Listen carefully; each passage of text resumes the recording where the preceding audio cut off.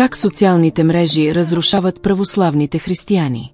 Знаеш ли колко опасни са видеята в TikTok? Знаеш ли, че те възбуждат мозъка ти и го държат в постоянно напрежение? Скролваш и плъзгаш отново и отново. Отнемат ти цялото време.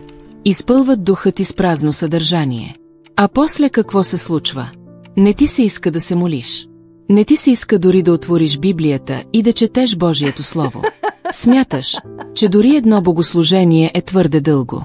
Но можеш да прекараш часове в YouTube, гледайки десетки кратки видеа.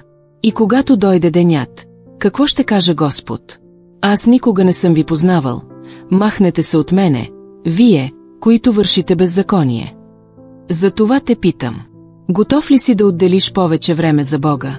Отговори с да и кликни линка в профила, безплатно се присъедини към православната група за изучаване на Божието Слово.